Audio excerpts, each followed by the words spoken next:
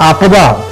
ये मोदी सरकार ने देश के ऊपर थोपा है, जिस आफत काल से, जिसको अमृत काल कहा जा रहा है, वो आफत काल है इस देश के लिए। देश को बचाने के लिए बर्बादी से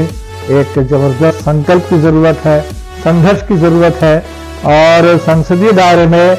इंडिया गठबंधन से ये काम जरूर होगा। तो समाज में जिस तरह के नफरत का, हिंसा का माहौल बना है, जो मणिपुर में लगातार चल रहा है, हरियाणा में जो हिंसा का दौर हमने देखा, मुजफ्फरनगर में जिस तरह से क्लासरूम में बच्चों के बीच में नफरत फैलाने की कोशिश हमने देखी, ये बहुत ही खतरनाक दौर है। मुंबई में इंडिया कोalition की मीटिंग हो गई है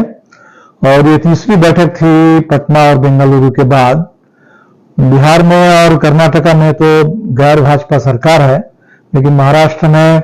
भाजपा ने सरकार को गिराने के बाद अभी काफी यहाँ भाजपा के तिक्रम चल रहे हैं, लेकिन बावजूद उसके काफी उत्साह के साथ, गर्मजोशी के साथ यहाँ मीटिंग हुई और इस मीटिंग में आकर के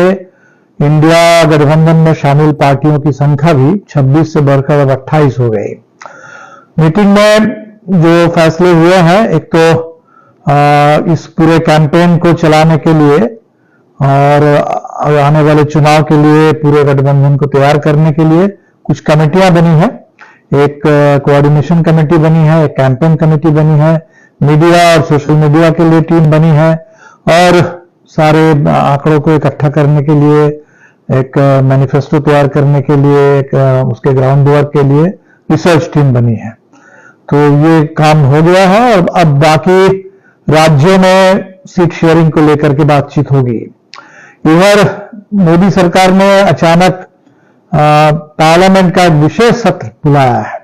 अब विशेष सत्र के लिए एजेंडा क्या है ये किसी को पता नहीं है, लेकिन अब बिल्कुल स्पष्ट है कि लड़ाई अब तो बहुत नजदीक आ गई है और बहुत तेज है और इसलिए हम लोगों ने मुंबई मीटिंग में जो बातचीत की कि पूरे देश में एक जबरदस्त कैंपेन इस समय हमें चलाना है और खासकर जो ज्वलंत मुद्दे हैं जनता के सामने इस समय, पूरे देश में आर्थिक संकट, जबरदस्त महंगाई, बेरोजगारी, लोगों के सामने रोजगार का संकट, लोगों के सामने आवास का संकट और इसके साथ साथ पूरे संविधान पर जबरदस्त हमला। तो इसके खिलाफ हमें तैयार होना है। भारतीय जनता पार्टी की सरकार अब सबसे भ्रष्ट सरकार के रूप में भी साबित होने लगी है। जो सीएजी की रिपोर्ट आई है, इस सीएजी रिपोर्ट ने काफी भ्रष्टाचार का खुलासा किया है, जिसके खिलाफ कारगर एक अभियान की जरूरत है। और अदानी प्रकरण को लेकर के जो हिंडनबर्ग रिपोर्ट से जो शुरुआत हुई थी, अब उससे भी ज्यादा रिपोर्ट आ गई है कि किस तरह से अदानी ने इस पूरे जिसको कहते हैं इनसाइडर ट्रेडिंग, यानी देश में किसी कंपनी को कानूनी ढंग से चलाने के लिए जो भी नियम कानून है उसका बिल्कुल उल्लंघन करते हुए सरकार की मदद से किस तरह से अंबानी ने अपने पूरे शेयर का दाम बढ़ाने का काम किया और जबरदस्त रूप से संपत्ति इकट्ठा करके खुद को एक बड़े पैमाने पर, विश्व स्तर पर एक बड़े पूंजीपति के रूप में साबित किया। ये बात अब खुल करके सामने आ गई और इससे ये भी बात सामने आई कि मोदी सरकार ने तो इसमें पुरजोर अपनी कोशिश की अंबानी को आगे बढ़ाने में और जैसे जैसे अदानी आगे बढ़ते चले गए तो अदानी के हाथ में पूरे देश के सारे संसाधन एक के बाद एक उसको झोंकने का भी काम किया गया। और आप देखेंगे कि जो सेबी जिसको जांच करना था अदानी के शेयर प्राइस के बारे में, जो बहुत पहले 2014-15 के दौर में ही बहुत सारे आरोप लगे थे, लेकिन जिसको जांच करना था उसने ठीक से जांच तो किया नहीं और आगे चल करके जो सेबी के उस समय के डायरेक्टर थे, आज वही एनडीटीवी के डायरेक्टर बन गए हैं। इसलिए बिल्कुल स्पष्ट है कि किस तरह से मिलीभगत सरकार के स्तर पर, बहुत सारे इंस्टीट्यूशंस के तौर पर, और इसीलिए ये जो भ्रष्टाचार का, जो इस देश में संस्थागत भ्रष्टाचार है, जो कॉरपोरेट लूट है, जो भ्रष्टाचार का एक तरीके से बहुत बड़ा आयाम है मोदी जमाने में, इस पर कारगर भंडाफोड़ करने की जरूरत है। जिस तरह से संविधान के बारे में अब खुल करके विवेक देवराय ने लिख दिया है कि नए संविधान की जरूरत है, अंबेडकर के संविधान को अंग्रेजों के संविधान बताने की कोशिश की जा रही है, इस पर एक जबरदस्त राष्ट्रीय स्तर पर अभियान की आवश्यकता है। हम सब ने ये भी इस बैठक में हमने महसूस किया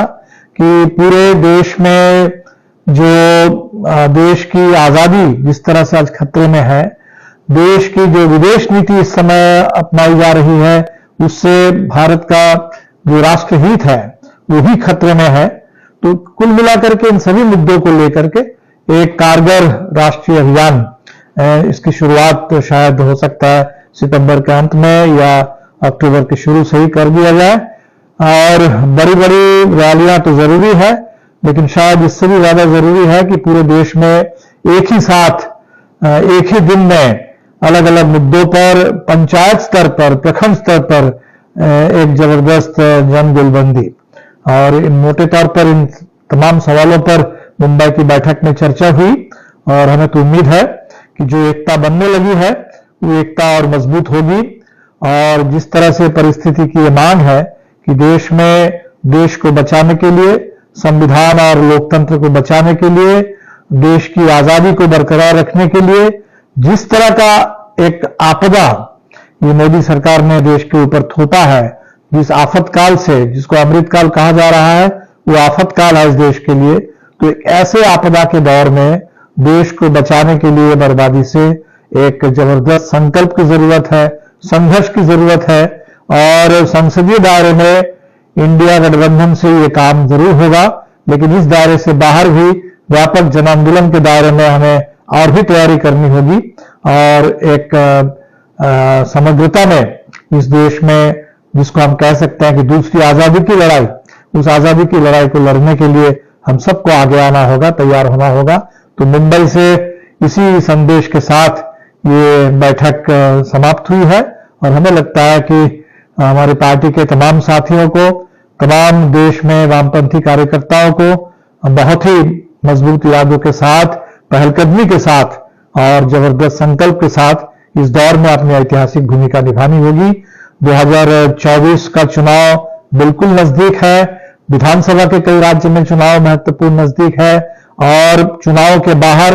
जो समाज में जिस तरह के नफरत का, हिंसा का माहौल बना है, जो मणिपुर में लगातार चल रहा है, हरियाणा में जो हिंसा का दौर हमने देखा, मुजफ्फरनगर में जिस तरह से क्लासरूम में बच्चों के बीच में नफरत फैलाने की कोशिश हमने देखी, ये बहुत ही खतरनाक दौर है। और इस खतरनाक दौर में लोकतंत्र के लिए, भारत के गंगा जमुनी तहजीब के लिए, देश को बचाने के लिए, और जिस संविधान के आधार पर हिंदुस्तान ने एक आधुनिक देश बनाने का सपना देखा था, उस सपने को साकार करने के लिए सबको मिलकर के काम करना होगा। और इसी के साथ मुंबई के बाद अब हम लोग अभियान की ओर और ज्यादा बड़े पैमाने पर मास कैंपेन की ओर आगे बढ़ेंगे। जो एकता बनी है, इस एकता को और मजबूत बनाने और व्यापक बनाने की आवश्यकता है।